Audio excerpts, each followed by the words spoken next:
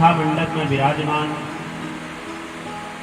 समस्त विप्रमंडली,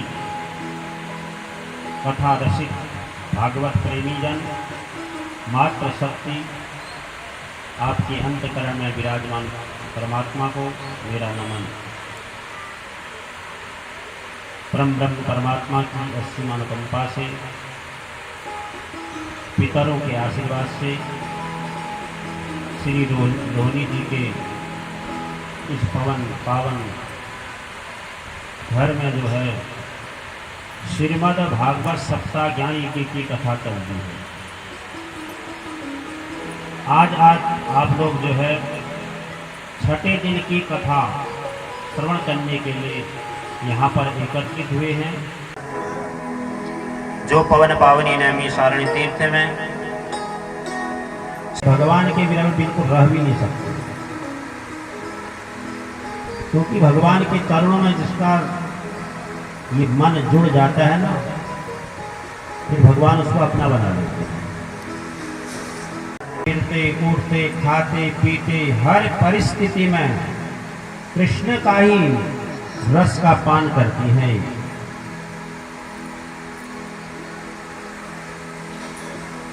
ये गोपियां क्या हैं? गो का अर्थ होता है इंद्रियां, पी का अर्थ होता है पीना। गोपी इंद्रिय कृष्ण रसम पिबति इति गोपी, जो हर और इंद्र से भगवान कृष्ण के अमृत में रस का जो पान करता है उसको कहते गोपियां। ये गोपियां क्या है? भगवान राम जब 14 वर्ष का वनवास हुआ था, भगवान राम जी को, भगवान राम जब दंडक वन में निकले, दंडक वन में वास करने वाले जितने भी बड़े बड़े दाढ़ी बाल वाले जितने भी बड़े बड़े संत महात्मा थे, भगवान राम जी का सौंदर्य रूप देखा। साथ में जानकी मैया है, लक्ष्मण महाराज है, इनका सौंदर्य रूप देखा, इनके मन में जो है भावना देखी।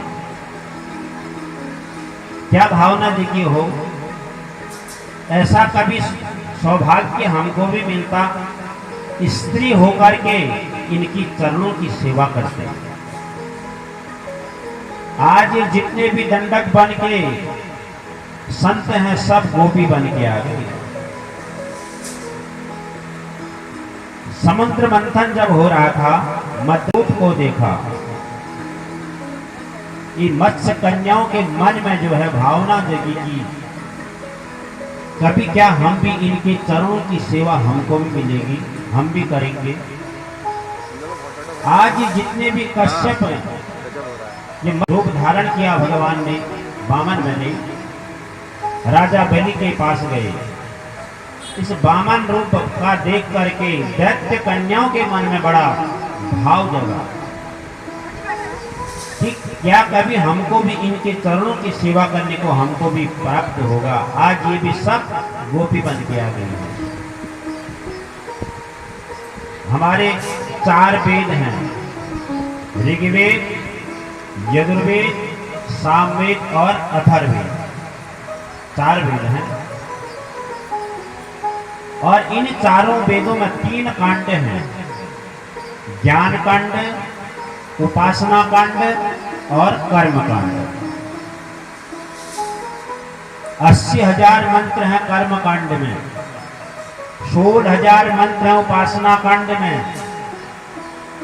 और 80,000 मंत्र हैं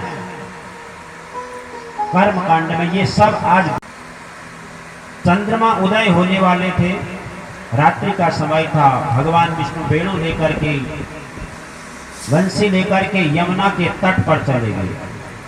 पवन पावनी यमुना के तट पर चले गए। तट पर जाकर सुंदर पूर्णिमा रात्रि है, भगवान गोविंद ने मुरली का निनाद किया।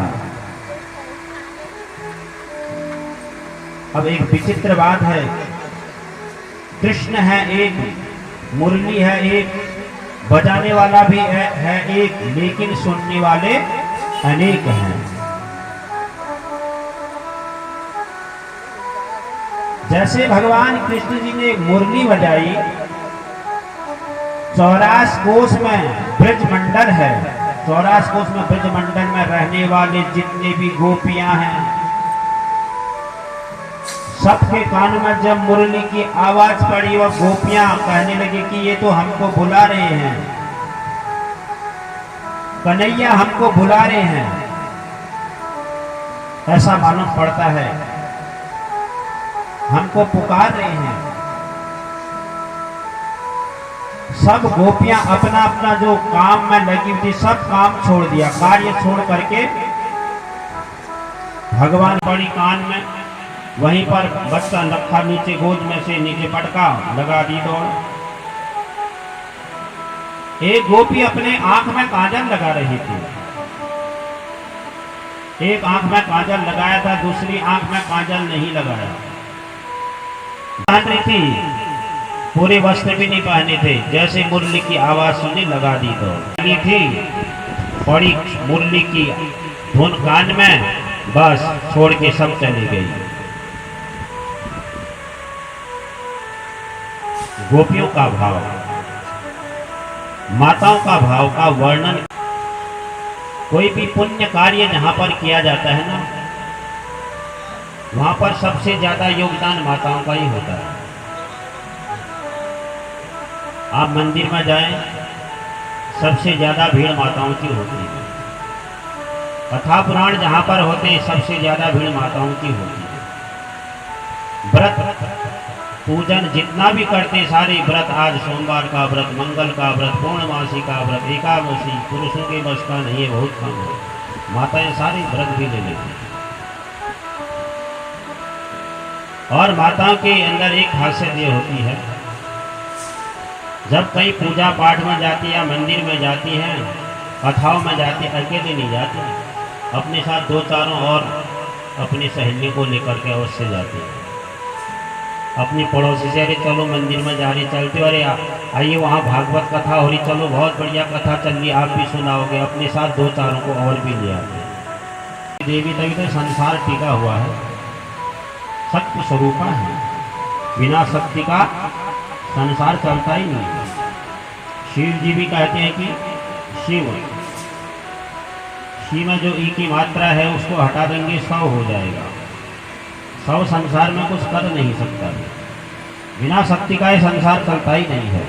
इसी प्रकार आज गोपियां एक दूसरे से कहना ही भूल गई कि आप भी चलो, सब ने लगा दी अपनी अपनी दौड़।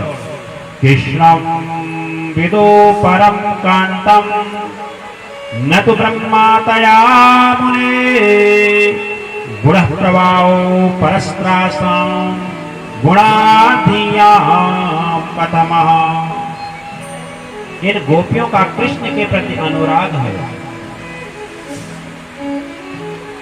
कितना अनुराग है इनका। जिसका जो है भगवान के प्रति प्रेम हो जाता, फिर वह बाहरी शरीर से उसको कोई मतलब नहीं रहता, जिसकी आत्मा पवित्र हो जाती है। सभी गोपियों ने क्या क्या, भगवान यमुना के तट पर भगवान वेणु बजा रहे थे, सभी गोपियों ने भगवान को घेर लिया, सब इकट्ठी हो गई। भगवान ने आंख खोलकर देखा, ओहो गोपियों ने घेर रखा है, सारी गोपियां बैठी हुई हैं। भगवान ने पहले गोपियों का बड़ा स्वागत किया। भगवान कहते हैं, स्वागतम भो महाभाग प्रियम किम। जी को अपने घर में बुलाया, महाराज आज ठीक 12 बजे हमारे घर में आइएगा, ठीक हमारे घर में ही भोजन होगा आज। पंडित जी ने कहा ठीक है, आज आपके घर में भोजन करूंगा। पंडित जी आगे 12 बजे आपके घर में। अब घर में पहुंचते ही आपने कहा आइए आइए पंडित जी आइए, आज कैसे आना हुआ? तो पंडित जी पर क्या बीतेगी, एक तो आपने पहले बुला रखा, आइए आज हमारे घर में ही भोजन होगा, फिर पूछ रहे कि आज कैसे आना हुआ। ऐसी गोपियों की भी परिस्थिति। गोपियां कहती है प्रभु पहले आप बुलाते हो, फिर कहते हो कि आज आना कैसे हुआ। गोपियां कुछ नहीं बोलती हैं, कन्हैया बोले, रसेताम घोर रूपा। हे देवियों, इस घोर रूपा रात्रि में अपने पतियों को छोड़ करके इस निर्जन वन में क्यों आए हो? क्या अब वन को देखने के लिए आए हो क्या? जाओ अपने पतियों की सेवा करो। नारी का परम धर्म होता अपने पति की सेवा करना।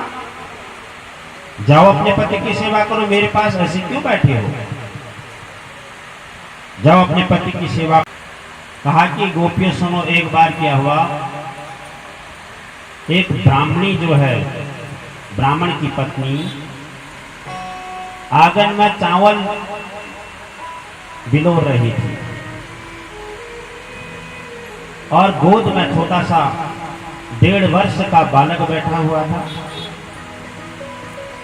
इतने में ही क्या हुआ, ब्राह्मण देवता कहीं से पूजा पाठ करके आगे थक के आए, अपनी पत्नी के साथ बैठे, थकान लगी थी, अपना सिर उन्होंने पत्नी की गोद में रखा। ब्राह्मण देवता को निद्रा आ गई। इतने में ही क्या हुआ, उसका जो 1.5 वर्ष का बालक था, घुटनों के बल चल करके सामने अग्निकुंड थे, अग्नि जली हुई थी, उस अग्निकुंड के पास चले गया बालक। अब वो ब्राह्मणी सोचने लगी, मेरे पति को नींद आ गई है, यदि मैं इनको उठा दूं, आज मेरा प्रतिव्रत धर्म नष्ट हो जाएगा, और यदि इनको नहीं उठाऊं, मेरा बालक अग्निकुंड के पास चले गया है। 1.5 वर्ष का बालक, अग्नि क्या होती है, पानी क्या होता है, उसका अनुभव उसको नहीं है, अग्नि में कूद जाएगा मेरा पुत्र, क्या करूंगी? ऐसा सोच रही थी। इतने में ही उसका बालक जो अग्निकुंड में चले गया। उसने आंखें बंद कर दी। हे परमात्मा, आप ही जो कुछ करते हैं। थोड़ी देर में जब 1 घंटे बाद पति की नींद खुली, उसका पालन उसने किया तो वह अग्नि भी बालक के लिए शीतल बन गई। इसलिए जाओ तुम अपने पति की सेवा करो, ऐसे मेरे पीछे क्यों लगी हो, क्यों आए हो इधर? गोपियां रोने लगी।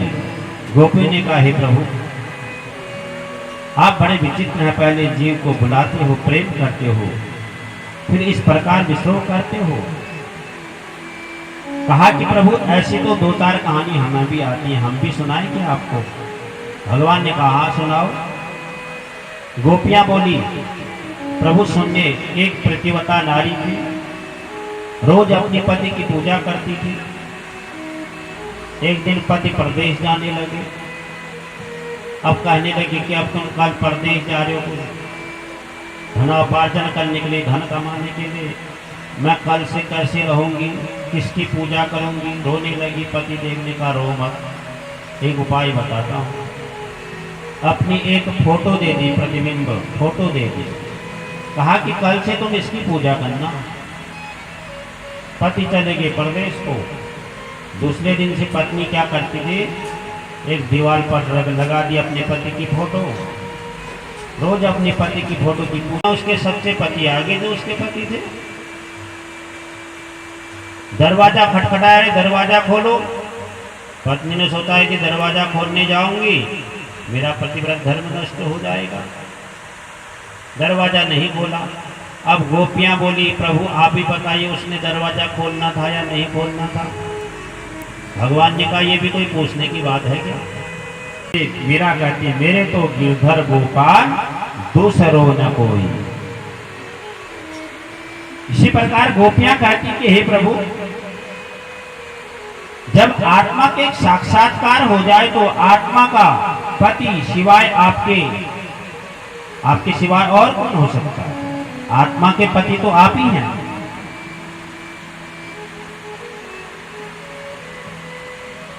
हम आरती भी गाते हैं ना, तुम हो एक अगोचर सबके प्राणपति। आत्मा के पति तो आप ही हैं। जब भगवान ने गोपियों का भाव देखा, भगवान क्या करते हैं, भक्त की पहले परीक्षा लेते हैं। कि ये मेरे योग्य है नहीं है। गोपियों की भगवान ने परीक्षा ली। भगवान ने कहा, हे गोपियों, धन्य है तुम्हारे लिए,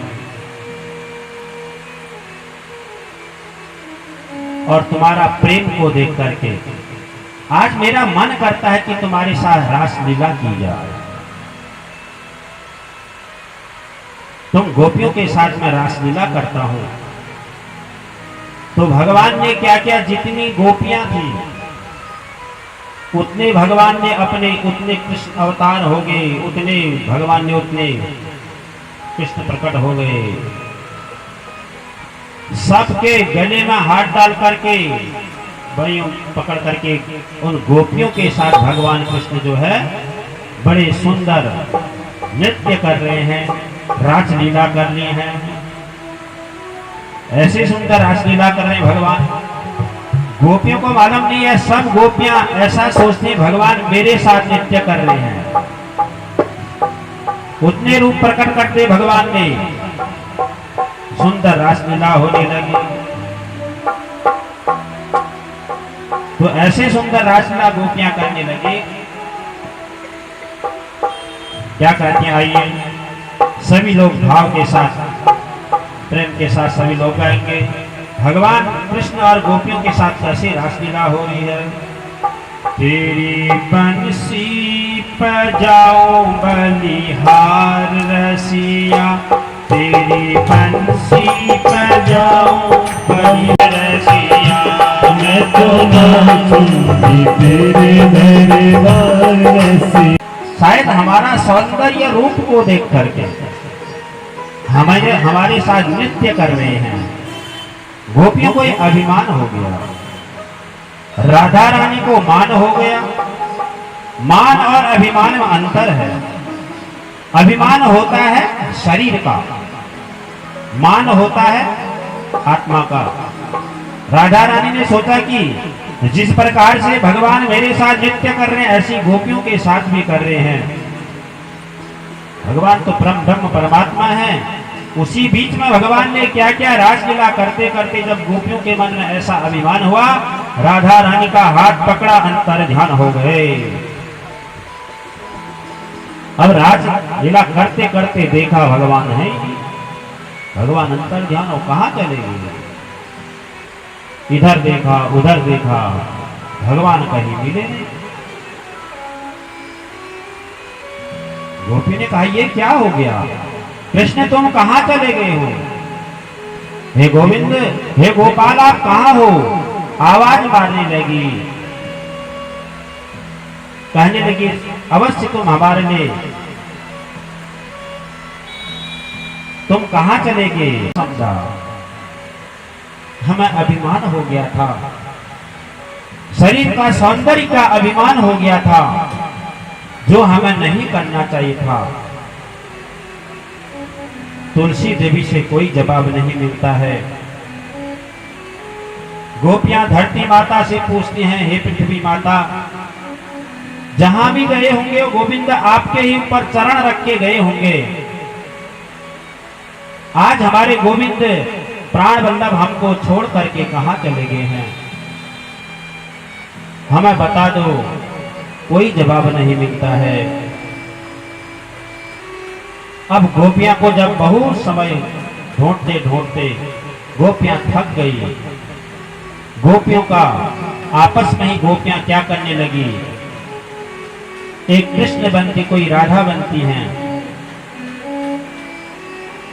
आपस में ही सुंदर लीला करने लगी। कहती, आओ आओ, मैंने गोवर्धन पर्वत उठा लिया, सब इसके नीचे आ जाओ, मैंने कालिया का दहन मैं करूंगी। सुंदर लीला करते, फिर कहते हैं, नहीं नहीं, मैं तो, हम तो गोविंद कहाँ हैं, हम तो उनके चरणों की प्यासी हैं। बड़े व्याकुल हो गए। इतना राधा रानी ने सोचा, जब भगवान राधा को लेकर के बहुत दूर चले गए, राधा रानी ने सोचा कि गोविंद मुझको दूर लेकर आ गए हैं। किशोरी जी ने सोचा, यदि मैं गोपियों से अलग रही तो उन्हें कभी कृष्ण के दर्शन नहीं होंगे, हो सकते हैं। मैं एक बार गोविंद से दूर चली जाऊं, पर कृष्ण गोपियों से दूर नहीं रह सकते हैं। उनके प्राण हैं ये। राधा रानी ने क्या क्या कन्हैया से कहा कि अजय मुझे बहुत थकान लगी, तुम कहां ले आए मुझको, मैं बहुत थक गई हूं। भगवान ने कहा अच्छा थक गई हो। भगवान ने कहा थोड़ा इसको भी थोड़ा लग रहा मुझे अभिमान हो गया है, इसको भी गुमान हो गया है। भगवान ने कहा मेरे कंधे में बैठ जाओ। जैसे कंधे में बैठने के लिए राधा रानी तैयार ही, वहां से भी भगवान अंतर ध्यान हो गए, राधा को भी छोड़ दिया। ढूंढते ढूंढते राधा रानी गोपियों के पास पहुंची। ओहो आपको भी छोड़कर चले गए, जो स्थिति तुम्हारी वह हमारी भी। सारी गोपियां जो है बहुत थक गई। इन गोपियों ने क्या किया, पुनः पुनर्मागत्य कालिंद्या कृष्ण भावनः, आप हमको छोड़कर क्यों चले गए, ऐसे हमने कौन सा अपराध कर दिया गोविंद।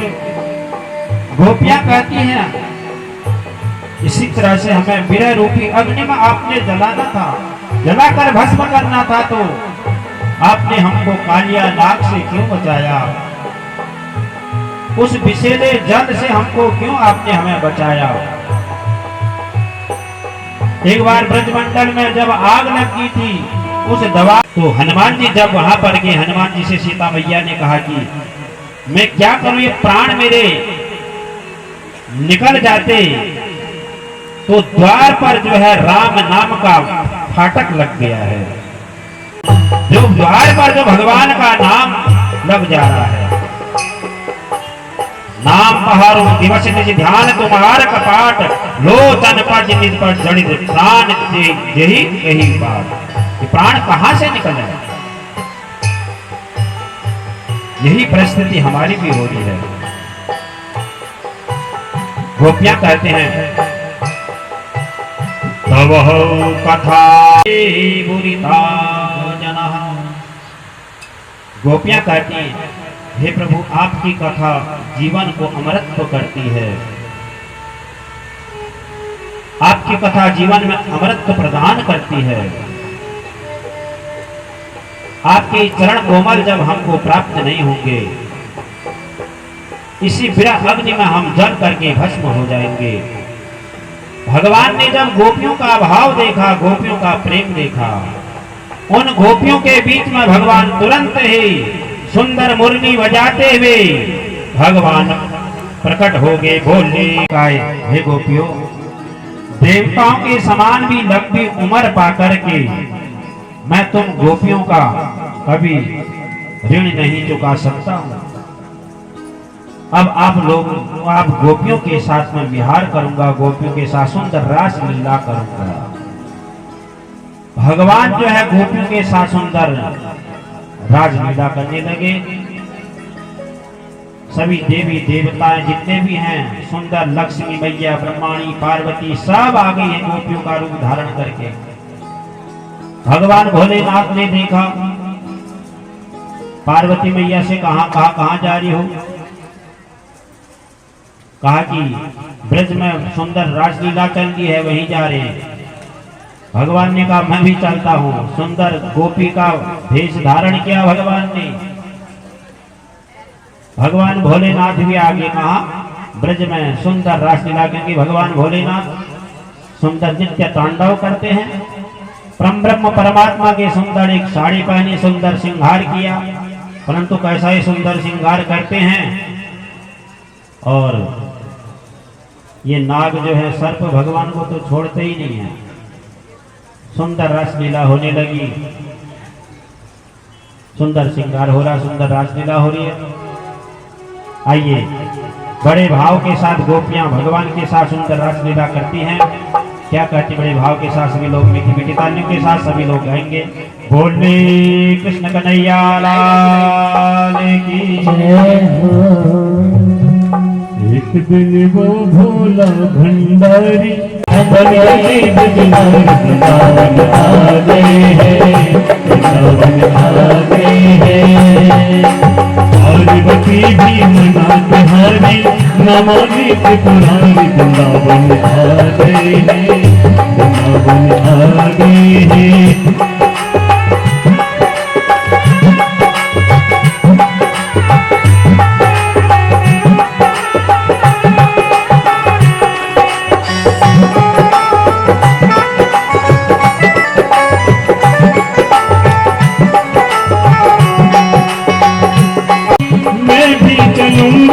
तेरे संग में, तेरे संग में मेरी पार्वती, मैं भी चलूंगा तेरे संग में, तेरे संग में। राधा संग श्याम नाचे, मैं भी नचूंगा तेरे संग में, तेरे संग। इस रात को मैं हूँ सहेली तेरी, ऐसा बताना विजराज को, विजराज को। मैं हूँ सहेली तेरी, ऐसा बताना विजराज को। वृंदावन आ गए, वृंदावन आ गए। आज के जुमला पहली के सारी चल चले भगवान की लीलाओं का वर्णन, गोपियों का भाव कौन वर्णन कर सकता है। अब यहाँ जो है कंस के पास एक ही ताक है कि कैसे मैं कृष्ण को मारूं। रात दिन सोचता है कैसे मैं इसको, जब भी मैं कोई भी राक्षस को भेजता हूं और संकटों, मायासुर, अरिष्टासुर और वत्सासुर, अघासुर, सबका इसने उद्धार कर दिया। खबर आती है कि वो मर गए हैं, क्या किया जाए। अब नारद जी ने देखा, नारद जी ने कहा कि भगवान तो इस प्रकार रासलीला करने में मस्त हो रहे हैं, आगे की लीला कैसे होगी। कंस, पापी कंस का उद्धार कैसे होगा। नारम ज्ञानम ददाति इति नारद हो। जब नारद जी लीला न करें तो आगे की लीला न हो। नारद जी ने कहा कि मुझे कुछ करना पड़ेगा। नारद जी तुरंत चले गए कंस के पास। कंस ने नारद जी को प्रणाम किया, कहा कि नारद जी आज कैसे आना हुआ, मेरा ओह भाग्य है, आपके चरण यहाँ पधारे हैं। नारद जी ने कहा ये बताओ कृष्ण को कब मार रहे हो। कंस ने कहा क्या करो नारद जी, जितने भी राक्षसों को भेजता हूँ खबर आती है कि वो मर गए हैं, मैं तो बहुत परेशान हूँ, कोई उपाय बताइए। आप ही उपाय बता सकते हैं। नारद जी ने कहा मैं बताता हूँ उपाय आपको, कैसे मारोगे। आपको भगवान शंकर जी ने धनुष दिया है ना। हाँ दिया है महाराज। आप ऐसा करो, इस धनुष यज्ञ मेला रखो, धनुष मेला रखो, उस मेले में कृष्ण और बलराम को भी बुलाओ। कृष्ण बलराम के काका हैं, अक्रूर जी काका हैं उनको भेजो वृंदावन में लेने के लिए, और वह आएंगे धोखे से, जब मेला देखेंगे धोखे से उनको मार देना। कंस ने कहा हाँ नारद जी कहा तो ठीक रहे हो, ऐसे करता हूं, आपकी कृपा बनी रहे। नारद जी वहां से चले गए, कहा वृंदावन में। जब नारद जी वृंदावन में पहुंचे उस समय भगवान कृष्ण बलराम जी गौवे चरा करके वापिस आ रहे थे। गोधूली का समय हो रहा था। नारद जी पहुंच गए।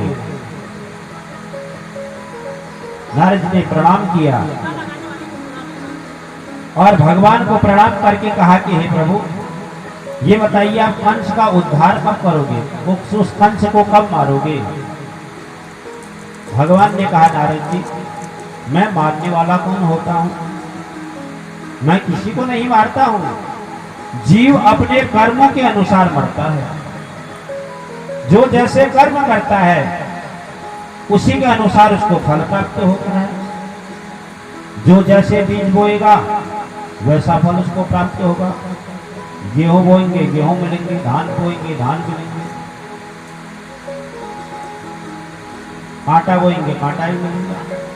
जो जैसा बीज बोता है, कर्म ही प्रधान है। जो जैसा कर्म करता, तुलसी बाबा भी कहते हैं कर्म प्रधान विश्व करी राखा। अकुल जी ने सोचा आज इस कंस के मन में मुझे बुलाने का क्या शनि आ गया है, क्या बात है, मुझे कैसे बुलाया गया। अकुल जी आए। कंस ने कहा देखिए अकुल जी, मैं कुछ छुपाना नहीं चाहता हूँ, अब जाओ आप जो है वृंदावन में जाकर के कृष्ण और बलराम को नंद ब्रजम तत्र सुतावान कुदने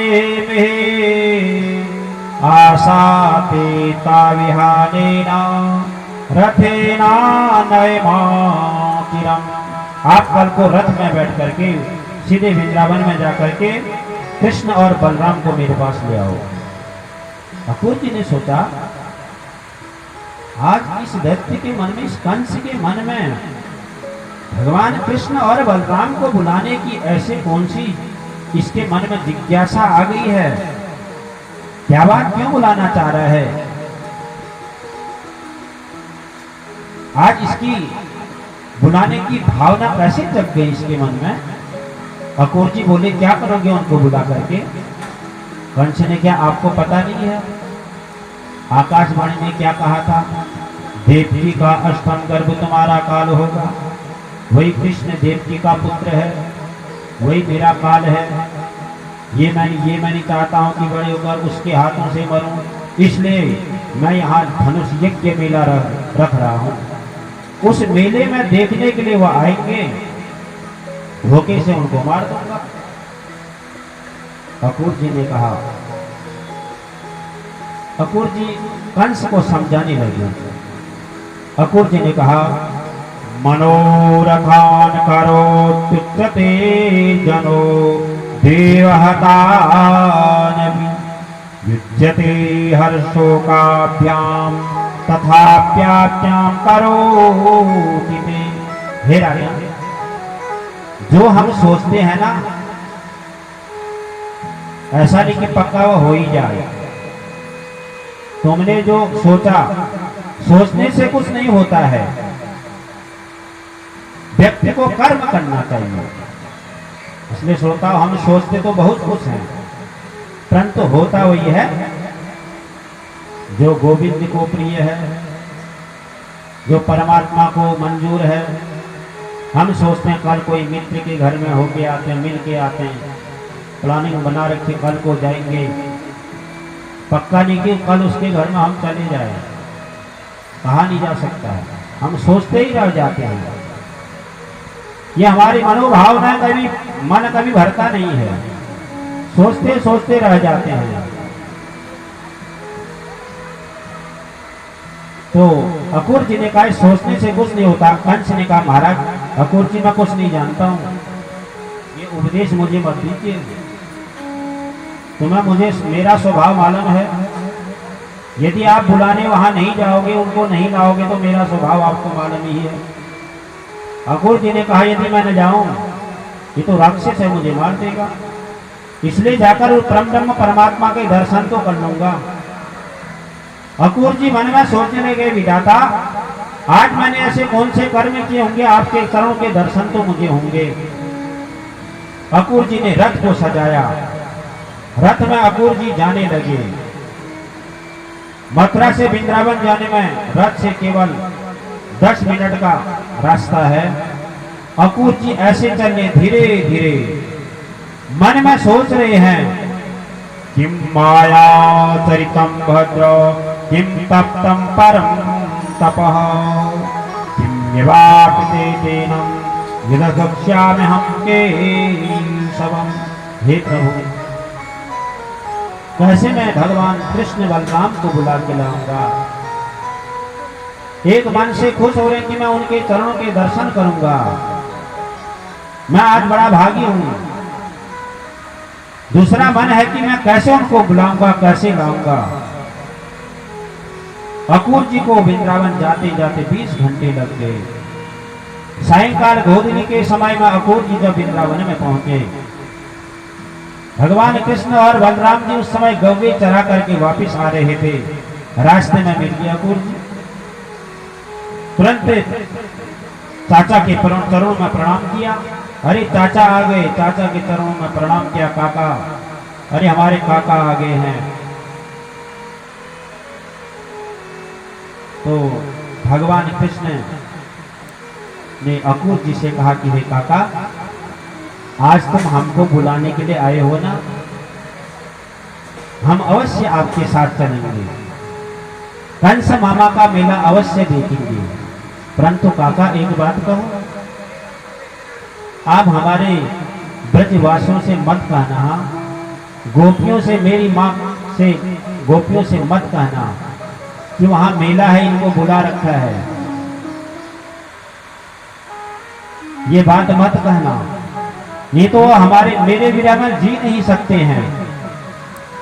भगवान कृष्ण बलराम जी अकूर जी को अपने भवन में ले गए। नंद बाबा जी ने अकूर जी को प्रणाम किया, बड़ा स्वागत किया। रात्रि में सुंदर भोजन बनाया, भोग लगाया। नंद बाबा जी ने कहा कि अकूर जी, आज आपने बहुत अच्छा किया, कैसे आना हुआ? अकूर जी ने कहा कि आज मैं कृष्ण और बलराम को बुलाने के लिए आया हूं। मथुरा में बहुत सुंदर मेला लगने वाला है, आज इनको बुलाने के लिए आया हूं। जैसे मैया यशोदा ने सुना कि मैं कृष्ण और बलराम को बुलाने के लिए आया हूं, अकूर जी के मुंह से माता यशोदा उस समय भोजन कर रही थी, घास का टुकड़ा नीचे गिर गया।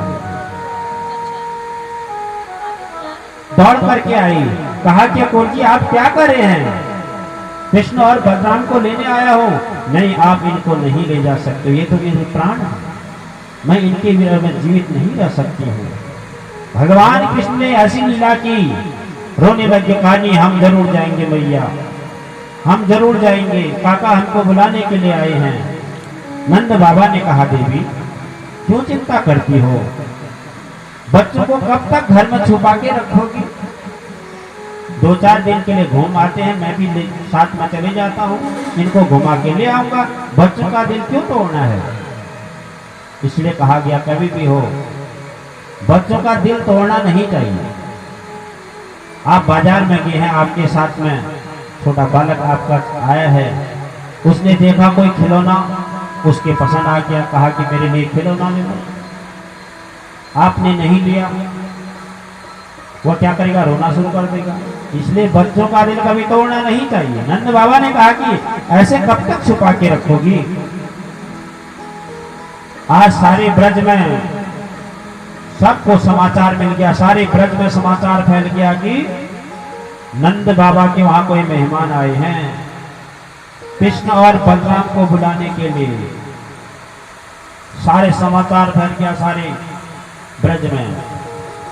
रात्रि में जब सबने भोजन किया, सब सो गए, भगवान कृष्ण ने देखा कि आज पलंग में मां नहीं सोई है, आज मां कहां है? देखा मां एक खंबे के पास में बैठ करके रो रही है मैया यशोदा। भगवान कृष्ण गए, मां की गोद में बैठे, कहा कि मां तुम क्यों रो रही हो? मैया ने भगवान को गोद में बैठाया, कहा कि लाला इसलिए रो रही क्यों? कल तू चले जाएगा, मैं तेरे बिना कैसे रहूंगी? भगवान ने मां को समझाया, कहा कि मां ऐसे मत रहो, मैं 2-3 दिन के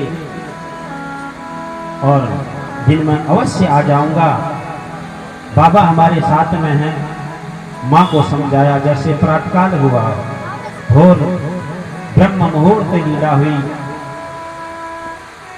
आज भगवान ने जब किवाड़ खोल के बाहर देखते, सारी गोपियां खड़ी हैं। नंद बाबा के भवन में सारी गोपियां खड़ी हैं, सारे ब्रजवासी ग्वाल वाल सब खड़े हैं। नंद बाबा जी ने एक रथ को सजाया, नंद बाबा जी उसमें आगे चले गए। अकूर जी रथ को सजा रहे हैं। जैसे भगवान कृष्ण बलराम जी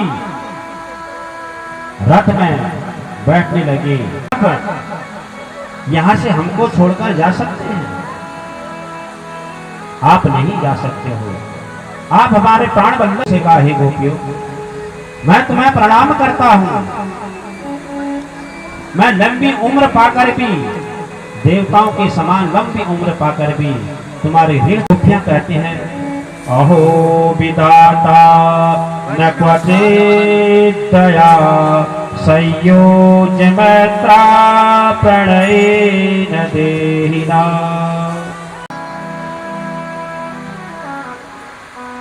तुम्हारे मन में जरा भी करुणा नहीं है प्रभु, तुम्हारे मन में बिल्कुल भी प्रेम नहीं है।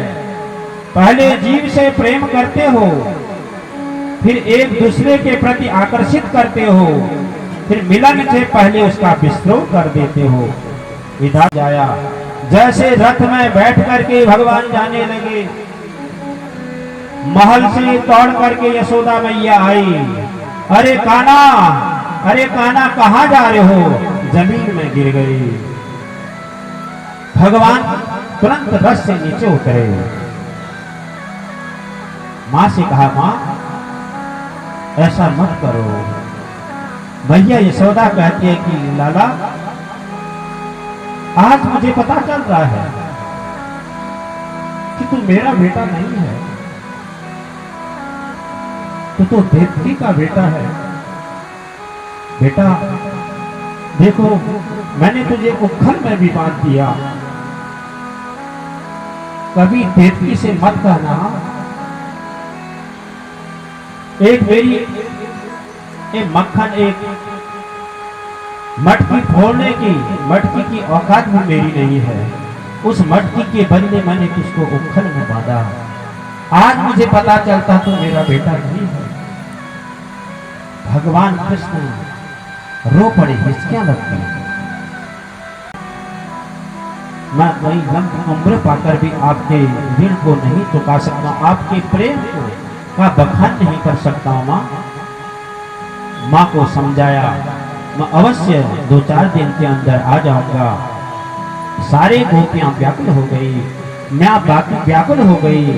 भगवान रथ में बैठ करके जाने लगे।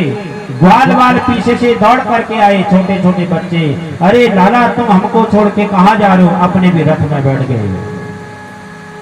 हम तो तुझे नहीं छोड़ेंगे। रथ में बैठ गए। गोपियां देखी हैं टकटकी लगा करके।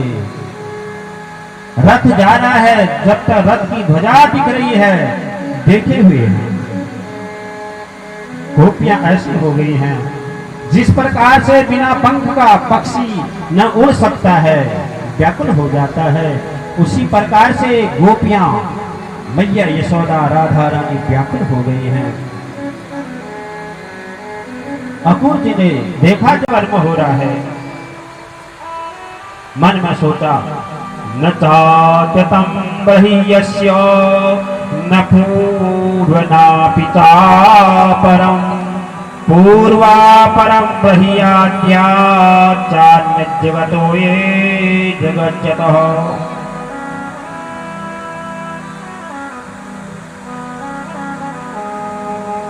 मन में सोचा, हे विधाता, हे परमात्मा, आपका आदि अंत का कोई मेरे हाथों से क्या हो रहा है। जब अक्रूर जी ने सोचा भगवान तो ब्रह्म परमात्मा है, भगवान सब समझ गए। यमुना तट के पास पहुंचे। भगवान ने कहा, काका, रघुज रूप में भगवान ने दर्शन दिए अक्रूर जी को। हाथ में शंख चक्र गदा पद्म धारण किए हुए हैं। यमुना जल में भगवान को जब भगवान का दर्शन अक्रूर जी ने किया, अक्रूर जी का मना पक्का विश्वास हो, ये तो नारायण है। भगवान बोले, काका अभी आपके घर नहीं आते हैं, आप चलो। तो मथुरावासी तो भगवान के दर्शन के लिए कई वर्षों से तरस रहे थे। कंस ने सबको आदेश दिया था, कृष्ण और बलराम जब आएंगे कोई उनका स्वागत नहीं करेगा। आज भगवान जो है 11 वर्ष 55 दिन के भगवान हो गए हैं। मथुरा में पहुंचे, रात्रि में विश्राम किया। दूसरे दिन जो है भगवान ने कहा कि बाबा हम मेला देखने के लिए जाते हैं। जा रहे सारी माताएं उनके ऊपर फूलों की वर्षा करती हैं। आज धन्य है परम ब्रह्म परमात्मा गोविंद के हमें दर्शन हो रहे हैं। अब छोटे छोटे बच्चे जिस समय भगवान मथुरा को आए, किसके पास फटे कपड़े हैं, कपड़े पहन के ही नहीं आए हैं। उस समय कहा कि अरे लाला कपड़े हैं ही नहीं, हम तो ऐसे आ गिरे तेरे साथ। भगवान ने कहा रुको व्यवस्था करते हैं। भगवान के घाट पर धोबी कपड़े धो रहा था। भगवान ने कहा मामा राम राम। धोबी ने देखा भी नहीं। दोबारा कहा मामा राम राम, कपड़े हैं इनको पहनने की तुम्हारी औकात है क्या? तुम तो गौवे चराने वाली, चोरी करने वाले, जो काम कंस ने करना है ना वो कंस के हाथों से मरोगे या मेरे हाथों से ही मर जाओगे। जो काम कंस ने करना वो मैं ही कर दूंगा। लाठी लेकर के मारने के लिए दौड़ गया धोबी उनको। भगवान कृष्ण ने कहा एक बोला अरे कन्हैया, इस धोबी को भी एक बार जैसे आपने पूतना को मारा था ना, वैसे एक बार इसको भी दिखा दो अपनी शक्ति। भगवान बोले अरे कोई बात नहीं। भगवान ने क्या क्या, जैसे धोबी मारने के लिए आ रहा था, भगवान ने एक हाथ उसके गाल पर लगाया, 3 बार जमीन में घुमा, धड़म से नीचे गिर गया, मृत्यु को प्राप्त हो गया। जितने कपड़े थे भगवान ने कहा छांटो आप। जैसे कपड़े छांटे, हो महाराज वो तो राजा के कपड़े, उनको छोटे छोटे ग्वाल वालों को कहा भगवान ले गए दर्जी के पास। दर्जी तो भगवान का बड़ा प्रेमी था, भक्त था। गदगद हो गया भगवान का सौंदर्य रूप को देख करके, हे प्रभु आज मेरा हो भाग्य, आपके दर्शन हो गए। कहा कि महाराज ये कपड़ों को छोटे कर दो। दर्जी ने फटाफट जितने भी ग्वालवाल हैं, जितने भी गोप हैं, उनके लिए कपड़े के पास। माली ने देखा भगवान का सौंदर्य रूप, भगवान के चरणों में प्रणाम किया, बहुत खुश हो गया। माली ने सबके लिए एक एक माला दे दी, पुष्प की हार बना करके दे दी। भगवान ने कहा कपड़े भी हो गए, माला भी हो गई, सब कुछ हो गया, अब हमने अभी चंदन नहीं लगाया। इतने में क्या हुआ, एक स्त्री जो है हाथ में चंदन की कटोरी लेकर के आ रही थी। वह रोज कंस को चंदन लगाने के लिए जाती थी, रास्ते में मिल गई। भगवान ने देखा, कहा कि अरे, भगवान ने पूछा हानुलेपनम कस्यार्गनेवा कत्यस्य साधुना देहाव्ययोरंग श्रेयस्तत्ते चित्रात् भविष्यति। कहा कि अरे सुंदरी, तुम कौन हो और अपने हाथ में चंदन की कटोरी लेकर के कहां को जा रही हो? श्रोता, ये कौन थी? कुब्जा। इसके सारे अंग टेढ़े थे, शरीर से कई जगह से टेढ़ी थी। जैसे इसने सुना, कहा कि आज तक मुझे मेरे जीवन में कभी किसी ने मुझसे सुंदरी नहीं कहा। ओह, गदगद हो गई, मन में रसगुल्ले फूटने लगे। भगवान को अपना परिचय देने लगी। कहती है दास्यहं सुंदरः कंस सम्मृतात नामा हायानुपेत कर्मणि मदभावितं भो जपते रत्रिप्रियं विना युवां कोट्यमस्तदारहति। हे प्रभु, मैं कंस की दासी हूं, मेरा नाम,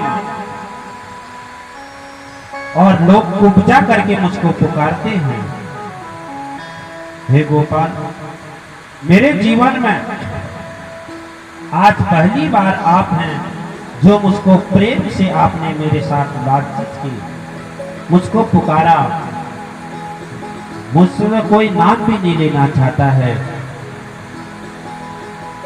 तो भगवान, हे प्रभु, आज मेरा मन कर रहा है कि मैं रोज ये चंदन को घिस करके कंस महाराज जी को लगाने के लिए जाती हूँ, उनकी दासी।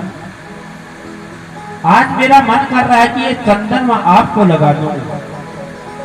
भगवान ने कहा हम यही तो चाहते हैं, लगाओ मुझे, हमें चंदन लगाओ। कुब्जा ने अपने हाथों से भगवान को चंदन लगाया, सभी ग्वाल बालों ने चंदन लगाया।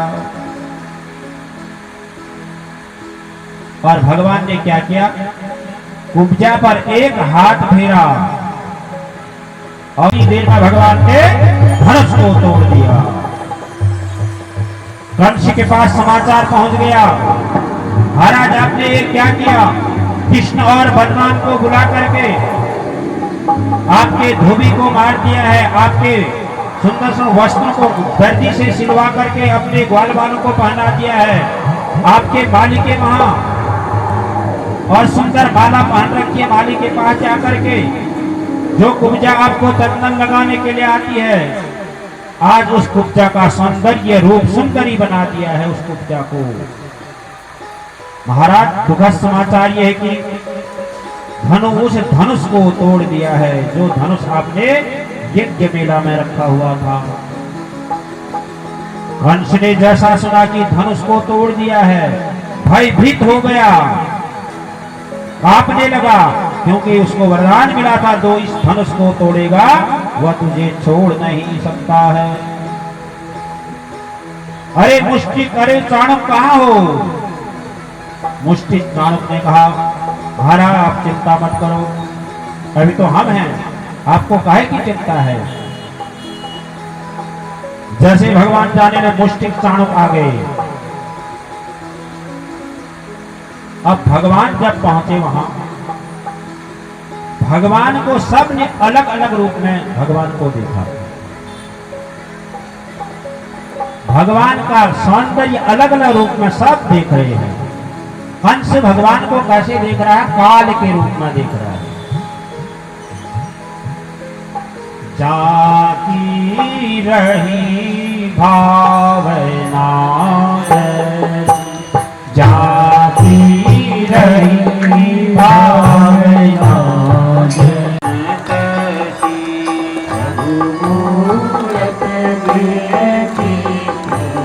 जिसकी जैसी भावनाएं होती वैसी वो प्रभु को वैसी देखता है। हमको भगवान के प्रति प्रेम है तो हम सब में भगवान ही दिखाई देंगे।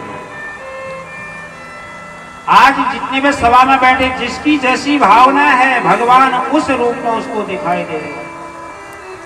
कंस को भगवान कैसे दिखाई दे रहे हैं? कंस को भगवान काल के रूप में दिखाई दे रहे हैं।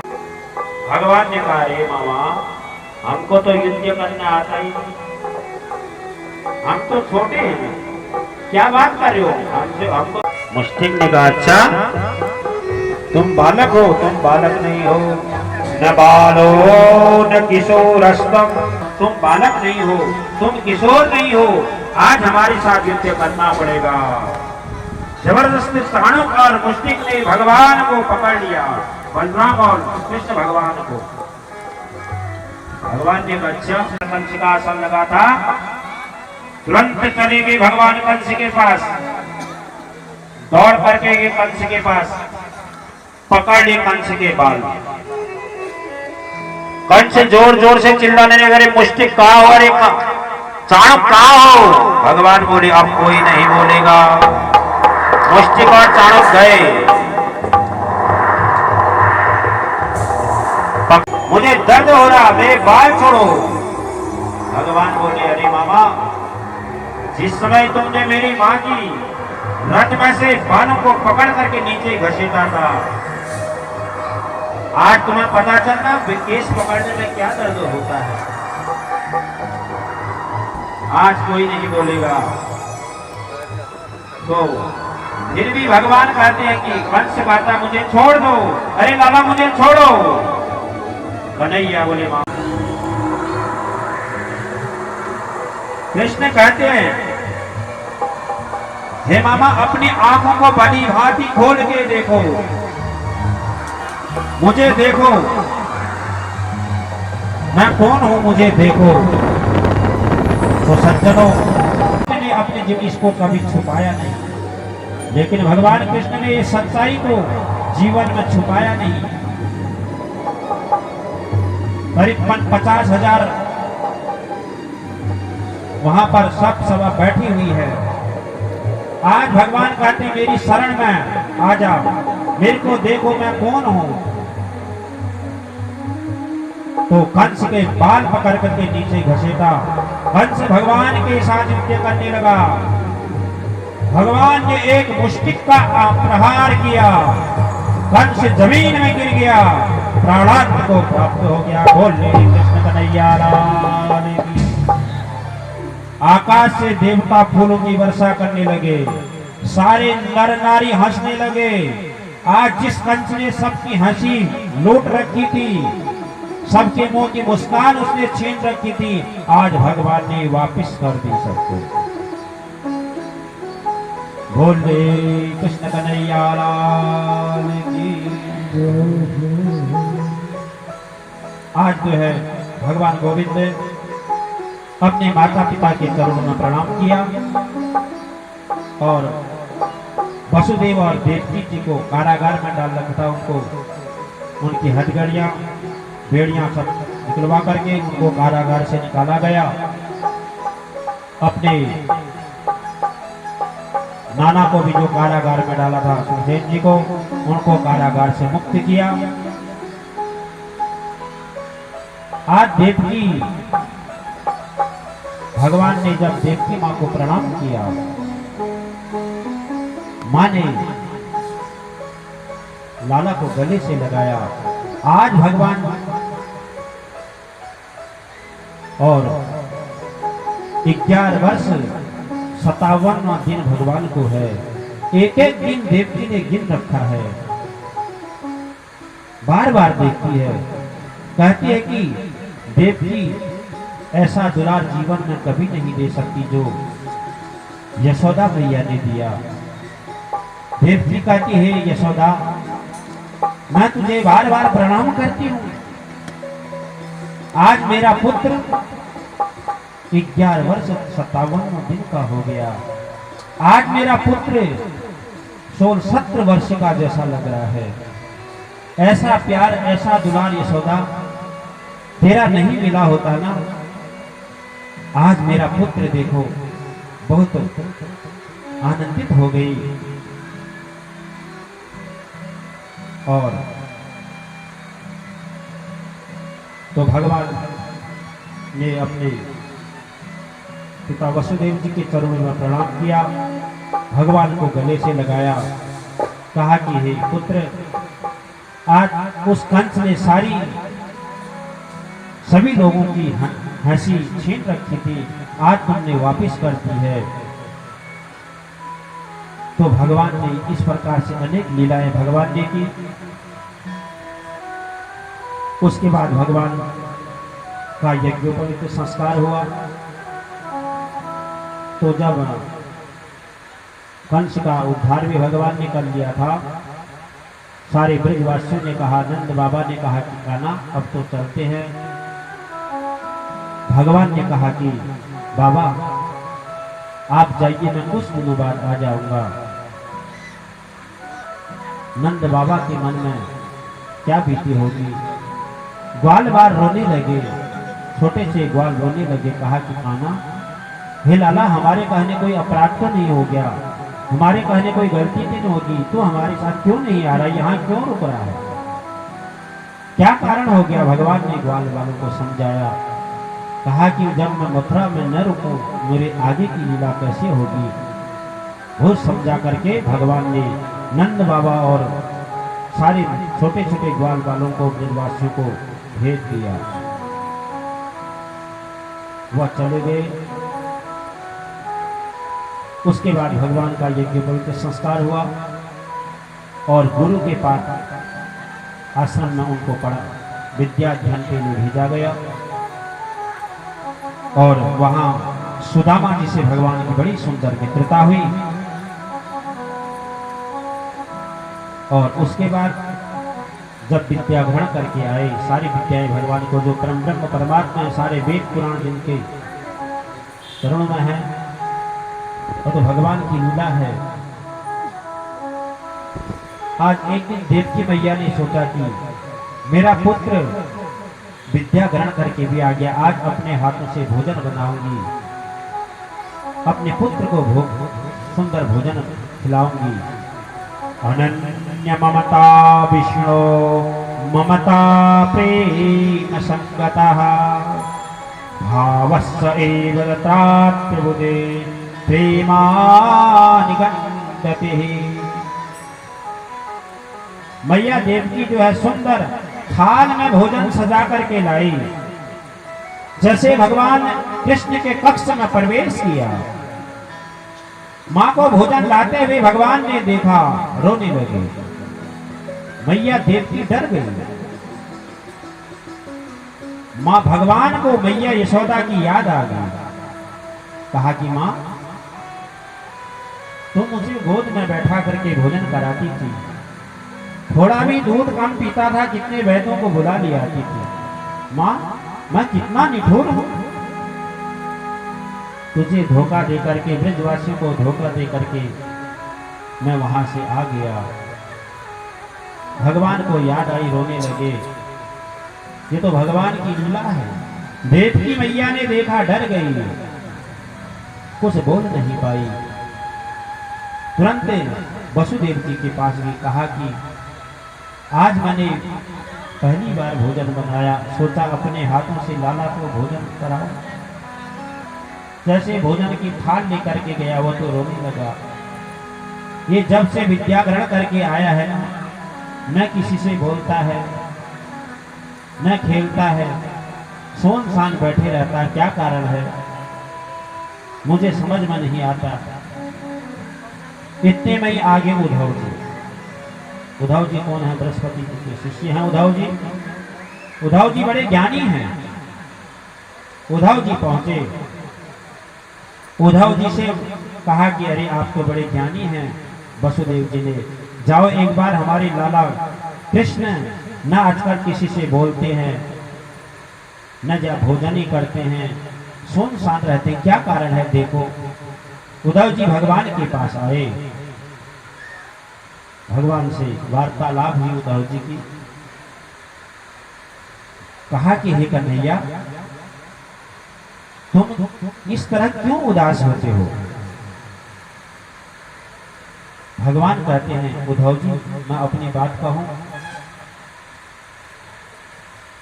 मैं 1000 बार भी प्रयास करके उद्धव जी मैं ब्रज को नहीं भूल पा रहा हूं। उन गोपियों का भाव, मैया यशोदा का भाव, उनका प्रेम। उद्धव जी मैं रोता इसलिए हूं कि निर्मल मन के अंतकरण वाले ब्रजवासियों के साथ मैंने कितना धोखा किया। उस मां के लिए मैंने कितना धोखा किया, जो मां एक पल भी मेरे विरह में नहीं रह सकती थी। उन गोपियों के साथ मैंने कितना धोखा किया। इसलिए उद्धव जी आप तो बड़े ज्ञानी हैं, आप एक बार उस ब्रज में जाकर के उन गोपियों का हाल क्या हो रहा है, मेरी मां यशोदा का क्या हाल हो रहा है, आप उनको देख कर आइए और उनको कुछ ज्ञान उपदेश दीजिए। उद्धव जी ने कहा, अरे लाला इसीलिए रो रहे हो? ये कोई बड़ी बात नहीं है, मैं कल ही जाता हूं, आप क्यों चिंता करते हो? उद्धव जी ने, भगवान ने मानी मान कहा जाओ तो सही। उद्धव जी ने रथ को सजाया, उद्धव जी जाने लगे ब्रज में।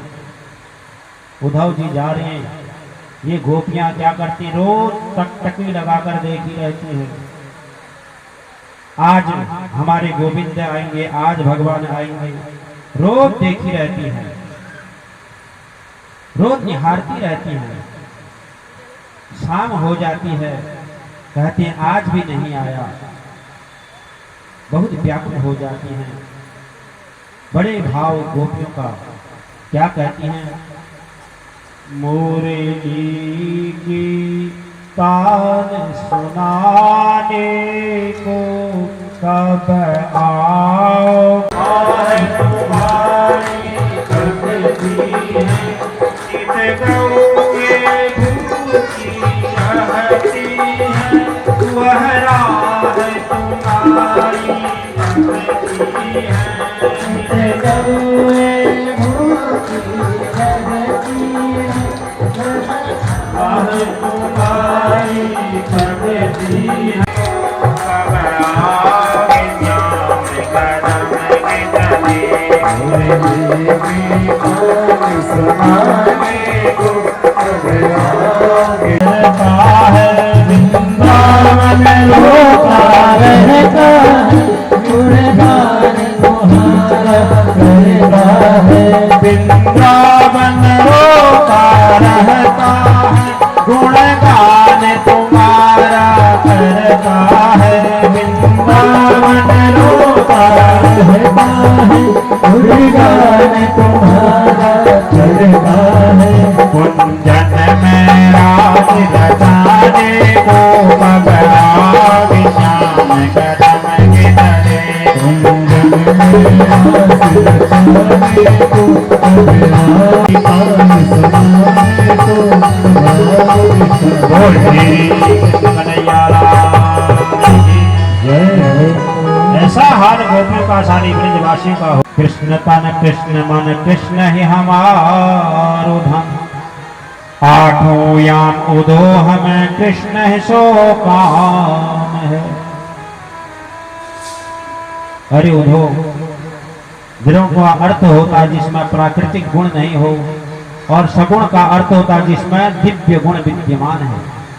मेरे कृष्ण को निर्गुण इसलिए कहते हैं कि उनमें संसार के गुण नहीं हैं, और सगुण वे इसलिए हैं कि उसमें दिव्य गुण संपन्नवान है, सब गुण है। उद्धव जी ने देखा गोपियों का भाव, गोपियों का प्रेम, उद्धव जी ज्ञान फीका पड़ गया। सुखदेव महाराज कहते कि हे राजन, हे परीक्षित, वंदे नंद ब्रजस्त्राम पादेन वक्त्रमजः यासां हरिकथो नित्यं पुनाति भुवनत्रयम्। परम सुखदेव महाराज जी के परम ज्ञानी शिष्य उद्धव जी गोपियों के चरणों में की धूलि में प्रणाम करके, जिनके मुख से निकलने वाले कृष्ण कथा त्रिलोकी को पवित्र करती है, वह उद्धव जी भी गोपियों को प्रणाम किया। उद्धव जी ने लगा दी मथुरा की ओर दौड़। मथुरा में पहुंचे भगवान कृष्ण के कक्ष में उद्धव जी ने प्रवेश किया। भगवान ने कहा, उद्धव जी आइए, कैसे हैं मेरे ब्रजवासी, कैसे हैं मेरे गोपियां, राधा रानी कैसी, मेरी मैया यशोदा कैसी है। उद्धव जी ने कहा, लाला तू बड़ा निठुर है रे। एक बार प्रेम करता है, सारी वृक्ष की कथा जो है उद्धव जी ने भगवान कृष्ण को बताई। भगवान तो परम ब्रह्म परमात्मा है। उद्धव जी बड़े ज्ञानी थे। ज्ञान होना अलग है, प्रेम होना अलग है। हमने सारे शास्त्रों का ज्ञान प्राप्त कर लिया, क्या कहेंगे उस ज्ञान से जब तक भगवान के चरणों में हमारा प्रेम न हो। उद्धव जी से कहा कि उद्धव जी एक बार अपनी आंखें बंद करो। उद्धव जी ने जैसे आंखें बंद की, क्या देखा उद्धव जी ने, जितने ब्रजवासी हैं, गोपियां हैं, मैया यशोदा, राधा रानी, सब भगवान के साथ में सुंदर राग नृत्य कर रहे हैं। उद्धव जी भगवान के चरणों में गिर गए। भगवान ने कहा कि उद्धव जी, मैं कभी ब्रजवासियों से अलग नहीं हो सकता हूँ, कभी गोपियों से अलग नहीं हो सकता हूँ। मैं तो सबके अंतकरण में रहता हूँ, ये तो मेरी लीला है। भगवान ने एक लीला है। भगवान ने भगवान की लीला का कौन गुणगान कर सकता है। तो उसी प्रकार से आगे भगवान ने सुंदर सुंदर लीलाएं की। कंस के ससुर का नाम है जरासंध।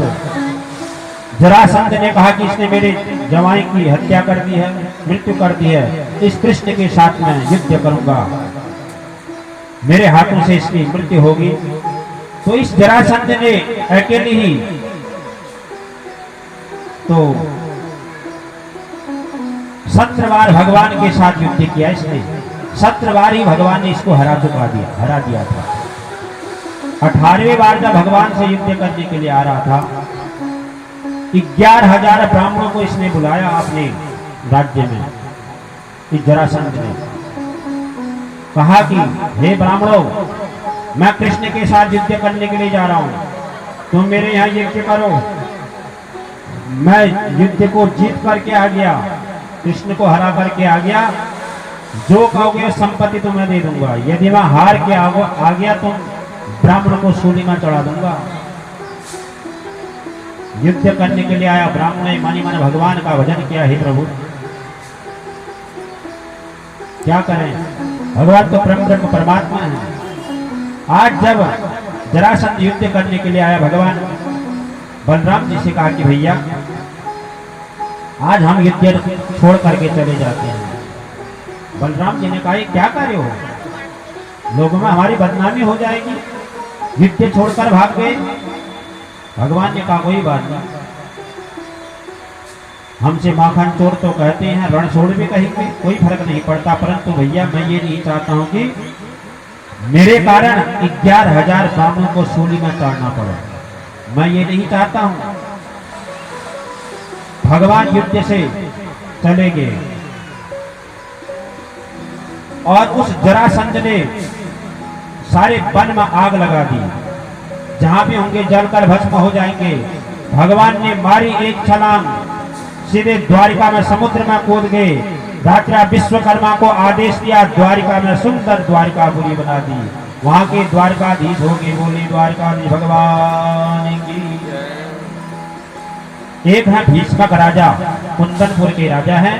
भीष्मक राजा, उनके 5 पुत्र हैं। बड़े पुत्र का नाम है रुक्मी, उससे पहले जो है रुक्मी। तो इनके कोई पुत्री नहीं हो। एक दिन वन में शिकार खेलने के लिए गए थे। एक समुद्र के तट पर इनको एक सुंदर कन्या दिखाई दी।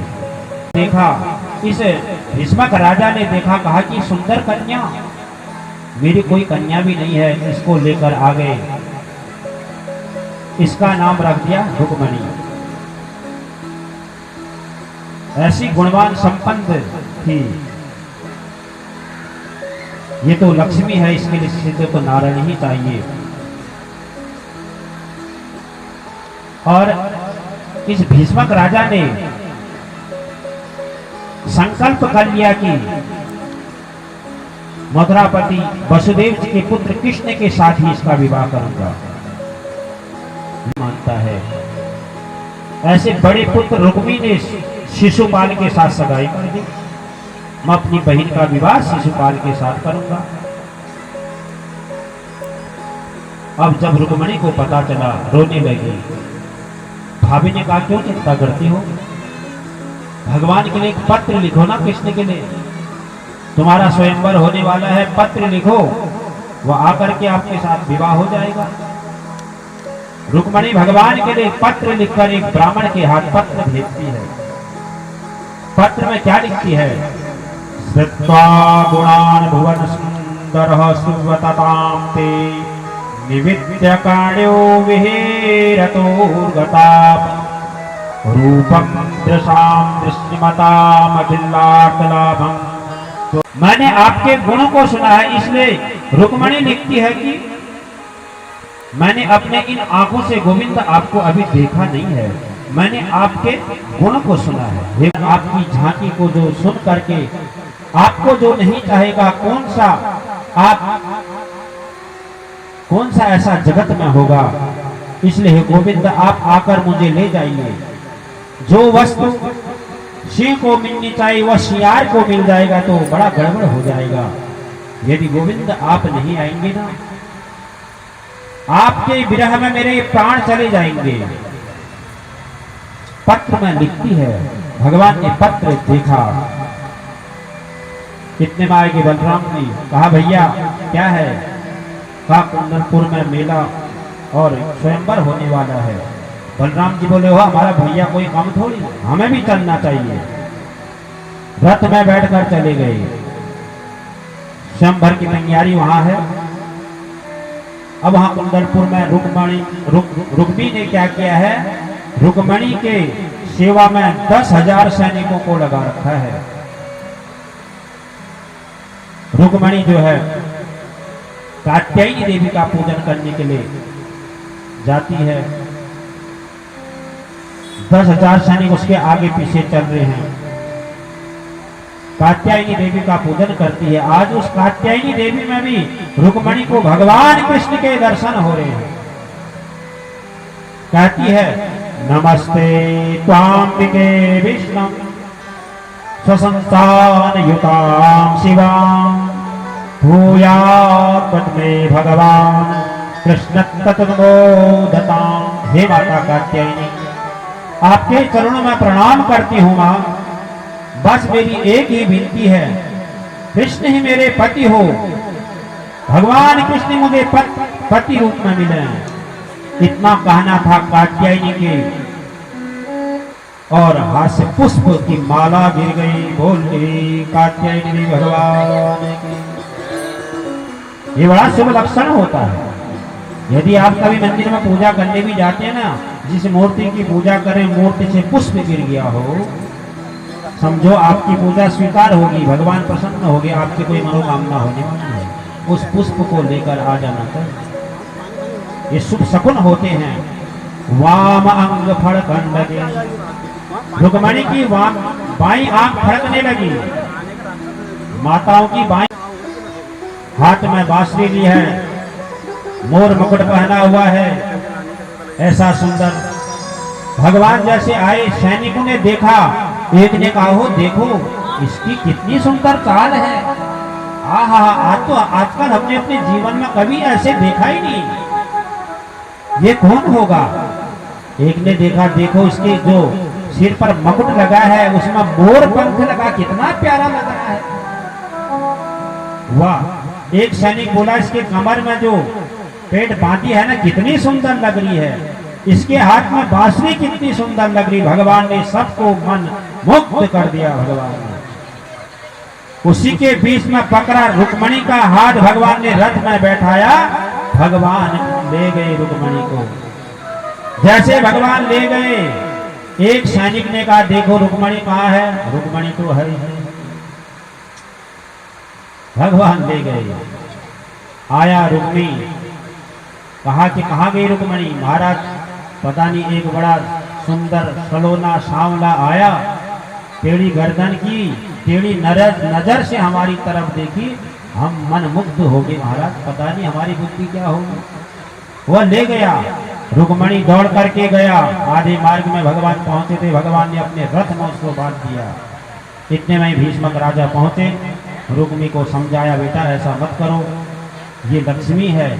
लक्ष्मी का साथ साथ नारायण के साथ ही का विवाह होता है। सुंदर बारात लेकर के लग्न पत्रिका दी गई। भगवान सुंदर बारात लेकर के आते हैं। आइए कैसे भगवान का विवाह होता है। भगवान सुंदर श्रृंगार, भगवान तो परम ब्रह्म परमात्मा है।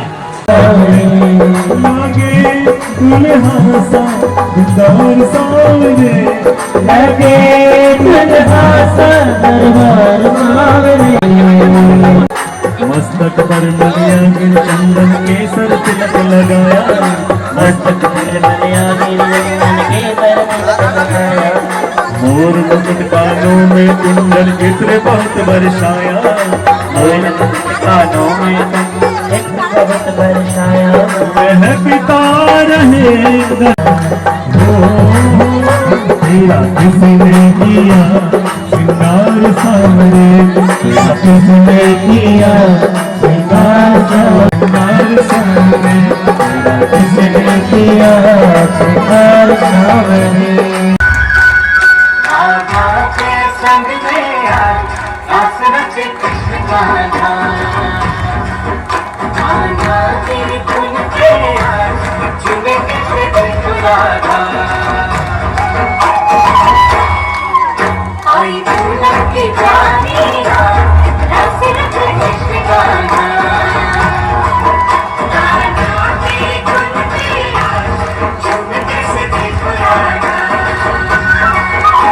राधे राधे ओ राधे राधे राधे तेरे बिना कृष्णा तो लगे आधे आधे राधे राधे राधे ओ राधे राधे राधे तेरे बिना कृष्णा तो लगे आधे आधे राधे राधे राधे ओ राधे राधे राधे तेरे बिना कृष्णा तो लगे आधे आधे